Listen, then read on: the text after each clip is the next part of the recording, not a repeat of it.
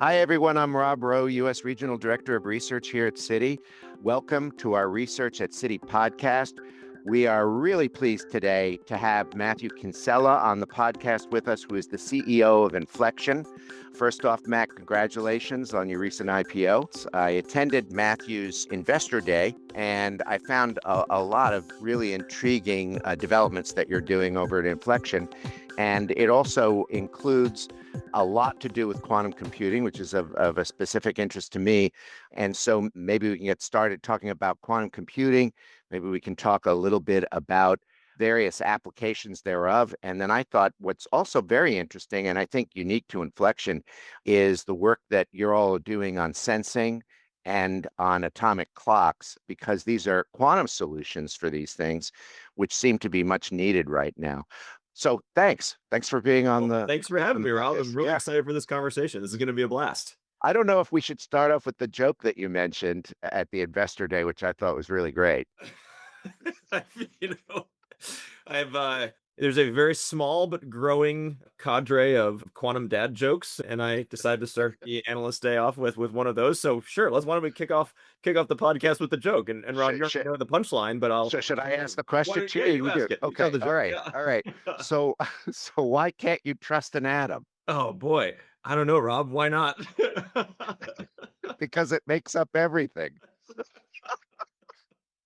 That's a great Yeah. joke. I tell you, Yeah. that's really great. In any case, maybe we could start off a little bit with the state of quantum computing today. So, I think everyone has watched from afar to see how this is developing.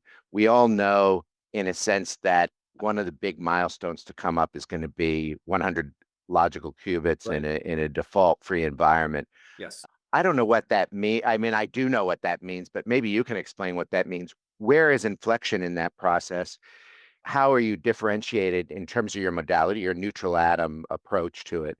Maybe you can tell us where we are. And I know that obviously a lot of folks in the audience may be familiar that people are most concerned about things like encryption. Right. But give us an understanding of where inflection is, where you feel the industry is at this time. Sure.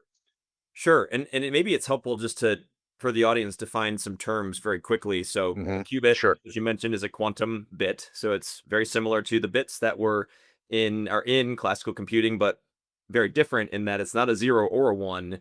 It can be a zero and a one or anything in between. And that is the fundamental, power of quantum computing relative to classical computing. And it doesn't mean that quantum computers are going to do things that classical computers do, but better. It means that there's this class of problems that classical computers just really aren't architected to solve, that because of that difference between a classical bit and a quantum bit, quantum computers can solve. So the way I think about this is it's going to open up a whole new use case for computing that we just haven't really been able to throw compute at in the past. And we can talk about some of those specific use cases later, but just to make sure everyone understands, what is a qubit.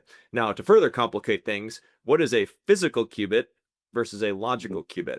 And to answer your question, where are we on that journey to 100 logical qubits? So again, to define a couple terms, a physical qubit is that quantum bit, and in our case, a physical qubit is made up of an atom, and either a cesium atom or a rubidium atom. And that joke is very relevant to Inflection because literally all of our products, well, I guess everything on Earth is made of atoms other than light, but but Mhm. all of the products that we bring to market are based on atoms, and in particular, the quantum properties of atoms. So in our case, each of our qubits is a rubidium or a cesium atom.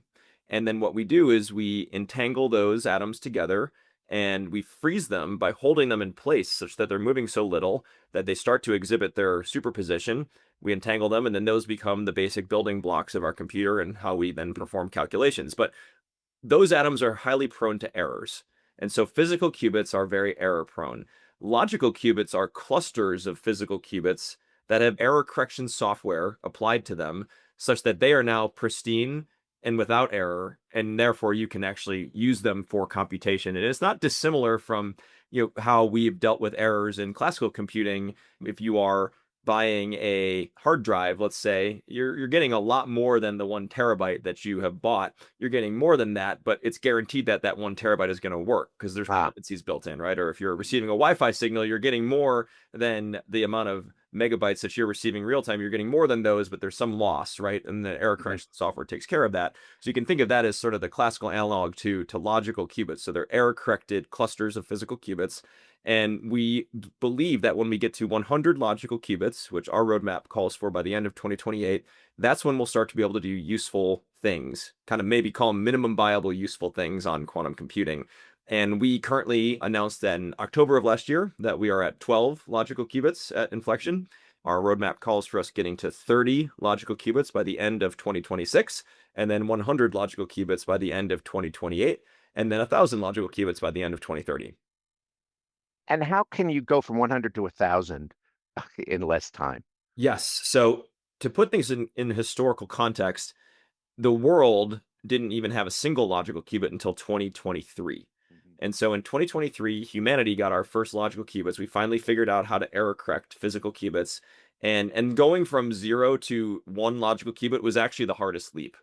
And so we've been able to go from, 1 to 2 in 2024, from Mhm. 2 to 12 in 2025. We'll go from Mhm. 12 to 30 in 2026, and then again the target of 100 in 2028. How do you get there? But basically the basic formula for logical qubits is a lot of physical qubits Mhm. at very high quality levels, and the quality is measured by something called gate fidelities in the quantum computing world, and then very strong error correction codes that are or what basically the three ingredients are. And so how do we get to our 100 logical qubits faster? It's not really about building more physical qubits because our modality of neutral atoms actually is very scalable. So we've already demonstrated 1600 physical qubits inside Mhm. one of our QPUs. It's really been, at least again for neutral atoms, about increasing the quality of those qubits. And, Mhm. and again, to put some of this into historical perspective, before I was the CEO, I was the first investor in Inflection back in 2028. Our gate fidelities, again, that measure of quality. 2018. 2018. Yeah, Yep, yep. sorry. Mhm. Yeah, Wow. this is the quantum Yeah. world. I know it's the quantum world. You could have Yeah, possibly yeah. got into the future, but yeah, Exactly. okay. Sorry. 2018, you're absolutely right.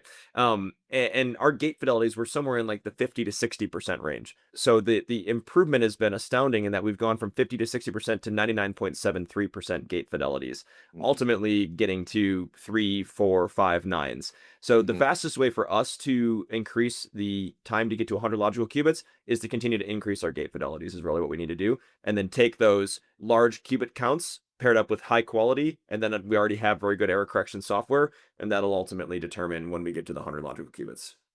And and Matt, let's talk a little bit about what you said. When we get to 100 logical qubits, there are meaningful things that we can do. Yes. You kind of said it that way. Yes. There are things that a quantum computer can do now, Yes. right? And there are things that it will be capable of doing in the future, I think, when it scales up and when you get more improvement in algorithms. Is that correct? And then what are those things you're doing now versus some of the things you can do in the future when you get to this milestone? And is that milestone more to do with the fact that then quantum computers can do things that a classical computer cannot do? That's basically the right way to think about it, Rob. And Hmm. so you're right that quantum computers can do things now. They just aren't, and I really try to be intellectually honest about this when I talk about Sure. it. They're just not commercially useful yet. A Hmm. Citigroup probably wouldn't take tens of millions of dollars off of your balance sheet and purchase a quantum computer today because they thought that they could earn a high return on investment. And Hmm. so I often say that we'll know we have quantum advantage when you see a lot of companies doing just that, right? That they found a use case that is high return to their shareholders and they're willing to deploy capital to purchase a quantum computer or purchase time on a quantum computer to start to do those types of things. So we are not there yet, but we are solving problems that a physicist would find very useful, right? There's Hmm. lots of things that we do in physics, and we also do things that are, call them the basic versions or the precursors of the things we're going to do at 100 logical qubits and beyond that will be commercially useful. And the way I think about this is when we get to 100 or so logical qubits, and 100 is not the exact number. It's not like Sure. 99 it's useless, and at 100 it becomes useful. It's just a rough number target, and around there is when we'll start to see commercial viability. And around that 100 logical qubit, the first use cases I believe will be in the material science world, Hmm. and we can talk about what some of those are in particular. And then as we approach 1,000, I think we start to see use cases in the drug discovery world. And then as we get beyond that, you'll start to see some implications to cryptography, which you alluded to in the opening comments about one of the things that people often associate with quantum computing, its ability to break cryptography. But let's talk about those different use cases and the 100 versus 1,000 versus beyond logical qubits needed Sure. to achieve them. So when I say the term material science, and I almost feel like I need to use a different term because it sounds very nichey, but it's actually it's a massive swath of global GDP. It's literally like anything physical you see, there is material science behind that, and could we find better ways to build materials, which is ultimately what it is. And the reason why that's a challenging use case for classical computers is because as you're combining atoms or molecules, the interaction of the electrons in those combinations is quantum mechanical in nature. And so what that means is that the range of outcomes of what may happen approaches infinity.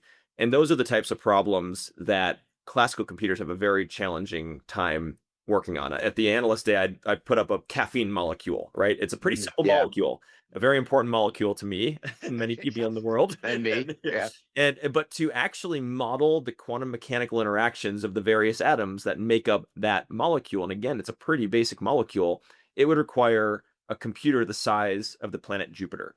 And it would require a number of bits that would exceed the number of atoms on planet Earth, right? And that is because the quantum mechanical interactions of the electrons as those atoms are combining are infinite, right? It is quantum mechanical. And so as you start to take even the limited number of variables and as you start to combine them in different ways, that starts to approach infinity for the different types of outcomes that can occur. And those are the types of problems that quantum computers can simulate very quickly because of the superposition nature of their qubits.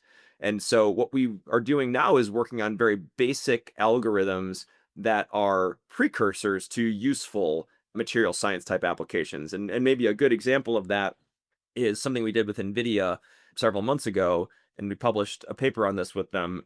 And that was, we did something called the Anderson impurity model. And so the Anderson impurity model is a very basic photovoltaic model, but you can think of it as like the precursor to how do you build a better battery. We did not build a better battery yet, but we did some things that would help you get to the ability to build a better battery. Get And a battery. what we did was we worked hand in hand, and this is really important because I believe this is the way the quantum computing world will evolve.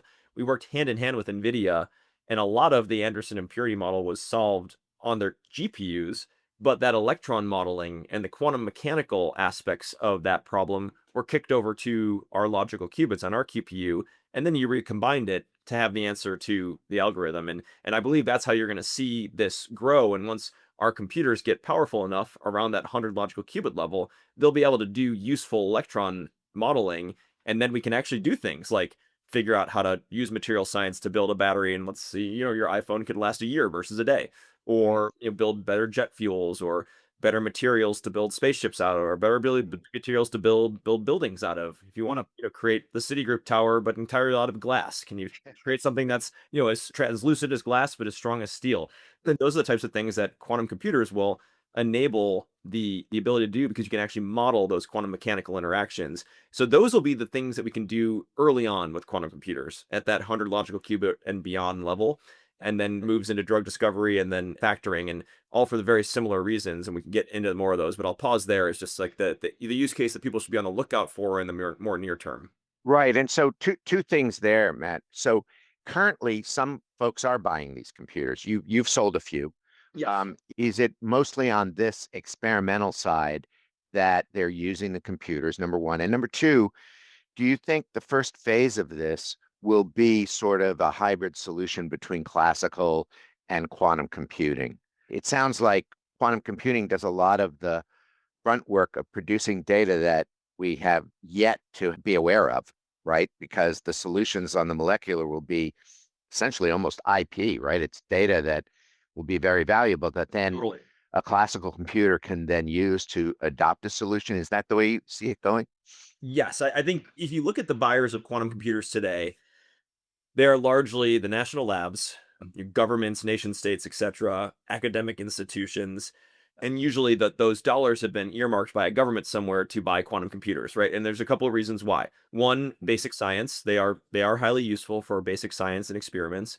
But more importantly, it's really to start to learn how to use quantum computers and start to pair them up with classical GPU clusters to really recreate what the national labs did with Titan a decade ago, where they Mhm. started to build GPU clusters, right? And look Mm. what's happened over the course of the last several years. The national labs were the first movers alongside NVIDIA, realizing that GPUs were actually going to be a very, very powerful computing modality outside of graphics. And it really gave rise to the large language models and the AI world we're living in today. The national labs are starting to do that with quantum computers as well, Mm. and they'll be paired up with GPUs, and that's why NVIDIA is really, I think, quite excited about quantum, because they view it as a way to sell more GPUs. We're not going Mhm. to eat into what GPUs do well, or really what CPUs do well. We're going to expand the types of possibilities that we can actually throw compute at. And what are those? And we talked about the material science use case, but you also mentioned a really good one. Quantum computers are a great way to just open up a whole new swath of data about the world that we Mm. just aren't able to capture with classical computing. And so, Mm. if we're running out of data to train our models on, and the models are only good as the data they're trained on, we can open up a whole new world down at the quantum level of data to train models on. And these world models that are out there today are really just approximations. And we can actually Mm. get these. The world works in quantum. The universe works in quantum. We can actually get the way the world really works into these models. Yeah, I had a really good question for Caitlin, for the audience. Caitlin Carnahan is one of the physicists on with Inflection about whether this is an analog revolution or a digital revolution that's going on with quantum computing. It's a Um, great. It's like a nature revolution, honestly, it right? is. Yeah. It's like a nature Yeah. revolution. There's a certain level of it that's analog, in other words, not digital, and then there's a version of this that becomes digital in the end, in a way. It's kind of interesting. No, you're Um, absolutely right, Rob. Yeah. I do want to segue to sensing an atomic clock because I think what's really fascinating is this is a quantum computer revolution. I think the innovation, as you stated, is maybe more groundbreaking than AI is. We'll leave that to the judges, but I do Yep. think it's a bigger innovation. The real question, though, is that there's a lot of other real-time quantum solutions going on that may be using this technology. It's not related to the computer, but it's really effective and it's a real-time solution now. Maybe you can comment on sensing Yes. and also how it's a great solution for GPS right now, along with the atomic clock. That I think is really fascinating. Yeah, absolutely. So, going back to when I first invested in Inflection in 2018, what I saw at that time was this very flexible quantum technology. And again, our Mm. technology is called neutral atoms. And what makes it so flexible is that it doesn't require large refrigeration units. And so Mm. many of the audience may have seen pictures of quantum computers, and usually the most popular types of pictures you see are these sort of almost golden chandelier looking Yeah, devices that that's get, right. Yeah, they're beautiful, right? superconducting Yeah, ones. these Yeah. superconducting machines, they get Mm. dipped into these large refrigeration units, and that's because they have to be cold. But what neutral atoms allows you to do is do this at room temperature. And a lot of that has to do with what's the definition of cold. Cold's the lack of motion in atoms at the end of the day. And Mhm. we just hold our atoms in place with lasers such that they're moving so little that we can actually take advantage of their quantum properties. But the system itself is at room temperature.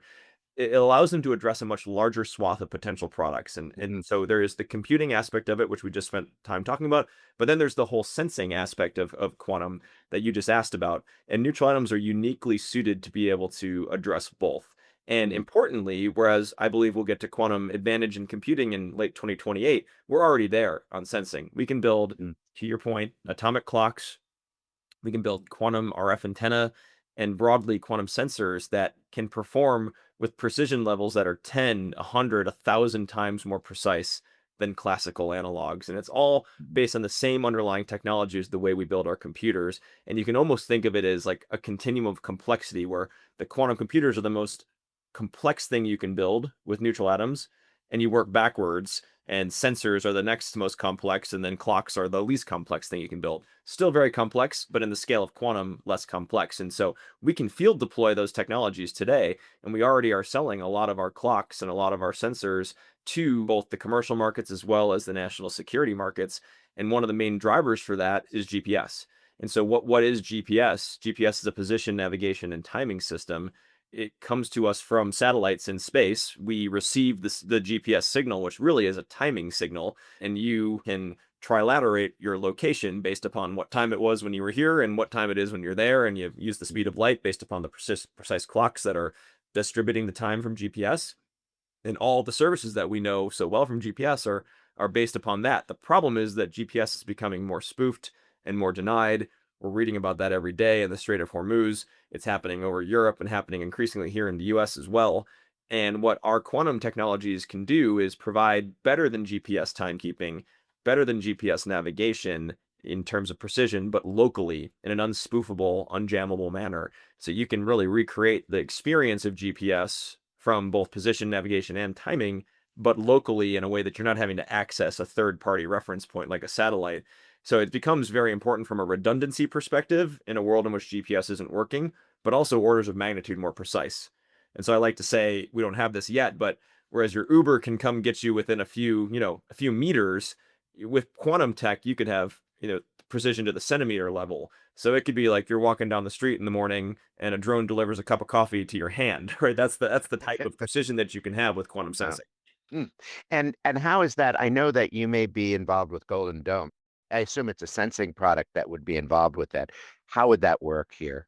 Golden Dome is the system that the United States military is putting into place really to protect us from hypersonic missiles and drone Sure. attacks, right? Hmm. And ultimately, what is Golden Dome? Well, it's a network of sensors, but it's almost as importantly the synchronization of those sensors. They Mm. have to be in complete sync over large, large distances. And the amount of time that you would have to intercept a ballistic missile that was launched at the United States would be measured in minutes, 10 minutes. We'd have a lot of time to be able to take it out. A hypersonic missile, which is probably what would be a threat to the United States, you have 10 seconds from Mm. launch because they're Wow. moving at Mach whatever. Yeah. So what you need is the ability to detect the vibrations that occur when a hypersonic missile is launched somewhere, not in the US, and those will emit a signal that would not be being able we would not be able to pick it up with anything other than quantum technologies. So you can Hmm. actually identify when something has happened, and then in order to actually intercept a hypersonic missile because of the speed at which it's moving, it would require picosecond level synchronization between all of the sensors that are tracking it, as well as the device that's being used to take it out. And the only way you're going to get picosecond level synchronization is with the precision of timing that our clocks can provide. So there are a number of different ways that inflection and quantum will play a role in the Golden Dome system, or could play a role in the Golden Dome system, ranging from timekeeping for synchronization to detection of threats to tracking the missile as it's flying through the air because of the emissions that it's making, and then ultimately shooting the missile out of the sky to help protect us and our allies. And then ultimately, quantum computing will also play a big role in this as well, because it'll be able to simulate the types of outcomes of this missile that's moving very rapidly and unclear as to what it's going to do in the air. And that was one of those very similar to quantum mechanical problem where the range of outcomes is approaching Is infinity. enormous. Yeah, but Yeah. but you can simulate those with a computer. Wow. Wow. Matthew, we've run out of time. I could talk to you about this for like days. This is this is exciting. I wish you Godspeed on developing Golden Dome. That'd be great. Yes, I Speaking on my behalf, I would.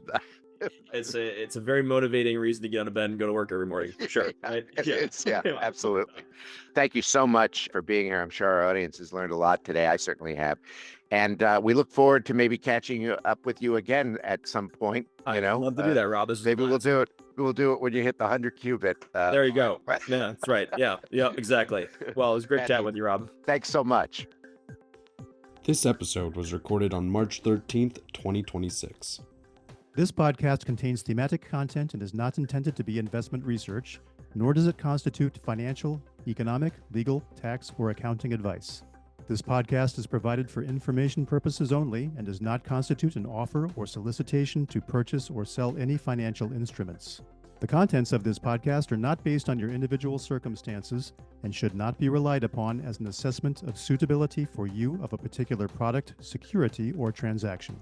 The information in this podcast is based on generally available information, and although obtained from sources believed by Citi to be reliable, its accuracy and completeness are not guaranteed. Past performance is not a guarantee or indication of future results. Third-party opinions expressed in this podcast are solely those of the speaker and do not represent the views of Citi. This podcast may not be copied or distributed, in whole or in part, without the express written consent of Citi. Copyrights 2025 Citigroup Global Markets, Inc. Member SIPC. All rights reserved. Citi and Citi and Arc Design are trademarks and service marks of Citigroup Inc. or its affiliates and are used and registered throughout the world.